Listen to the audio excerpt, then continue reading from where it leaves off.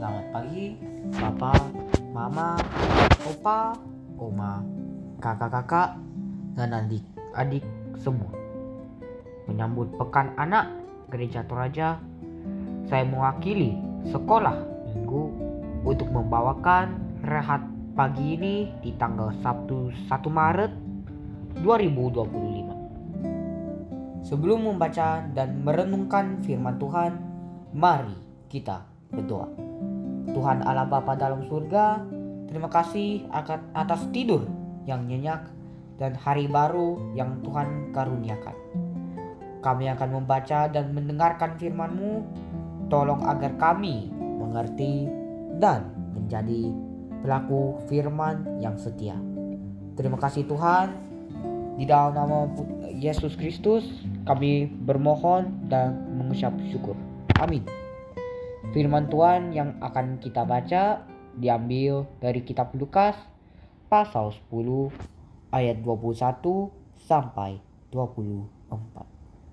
Pada waktu itu juga bergembiralah Yesus dalam Roh Kudus dan berkata, "Aku bersyukur kepadamu Bapa, Tuhan langit dan bumi, karena semuanya itu Engkau sembunyikan bagi orang bijak dan pandai.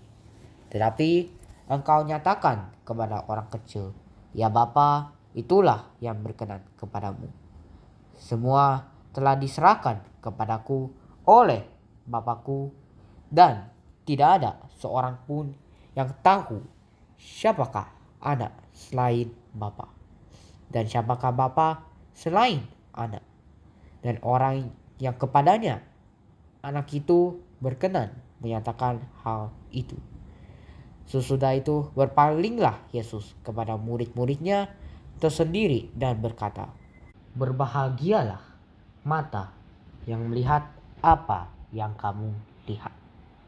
Karena aku berkata kepada kamu, banyak nabi dan raja ingin melihat apa yang kamu lihat, tetapi tidak melihatnya, dan ingin mendengar apa yang kamu dengar, tetapi tidak mendengar."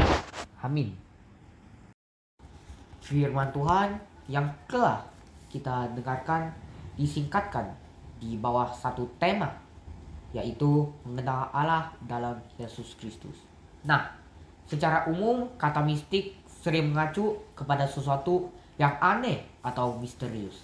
Kata mistik sendiri berasal dari kata mistikos di bahasa Yunani, dari kata kerja mio yang berarti menutup, terutama ketika menunjuk pada menutup mata. Kata mistik mengacu kepada apa yang tersembunyi, tidak terlihat, terselubung, atau rahasia. Hal apa yang tersembunyi, tidak terlihat, dan terselubung dalam bacaan kita?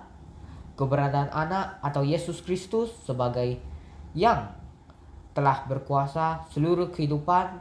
Di ayat 22, Yesus memberitakan bahwa penyataan dirinya sebagai sang kuasa mutlak tersembunyi bagi mereka yang bijak atau shobon singkatannya ya, dan pandai atau sienoton, namun terbuka dan dekat dengan mereka yang kecil atau afonos, atau juga yang tidak bisa bicara atau bisu.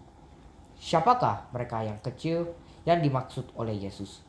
Merujuk kepada para murid, sebagian besar dari mereka berasal dari kelompok marginal dan terpinggirkan karena keadaan politik, ekonomi, dan sosial. Namun dalam keterbelakangan itu, mereka dipanggil dan dipilih Yesus untuk mengenal Allah. Dalam kehidupan pelayanan Yesus, lalu siapakah mereka yang bijak dan pandai? Merujuk kepada kelompok ahli Taurat dan Farisi yang terus terjebak dalam konsep mesianik politik. Hasil kepandaian mereka tidak membawa kepada pengenalan Allah yang benar dalam diri Yesus Kristus. Pengenalan kita akan Allah telah dinyatakan sempurna melalui Yesus Kristus sebagai penebus manusia dari kuasa, dosa, dan kegelapan. Penebusan itu memungkinkan kita untuk menikmati relasi dengan Allah kembali, yang sebelumnya sudah terputus karena dosa. Melalui penebusan, kita telah hidup dan berdiam dalam misteri Kristus yang berpusat pada salib. Dengan proses penebusan, kita telah hidup dalam kematian dan kebangkitannya. Dalam hal ini, kehidupan kita sebagai gereja yang kudus kita dapatkan melalui firman Allah, yakni Yesus Kristus yang diajarkan di dalam Alkitab. Amin. Menyambut firman Tuhan yang telah kita dengarkan, mari kita berdoa untuk meminta pertolongan Tuhan agar kita bisa dapat menjadi pelaku firman. Terima kasih Tuhan Yesus atas firman-Mu telah kami baca dan dengarkan hari ini. Ajarilah kami Tuhan untuk mengenal Engkau lebih baik dan mengikuti firman-Mu dengan sungguh-sungguh dan setiap langkah hidup kami. Terima kasih Tuhan Yesus. Amin. Demikian renungan harian Toraya pagi ini. Tuhan Yesus memberkati oma opa, papa mama, kakak-kakak, dan adik-adik semua.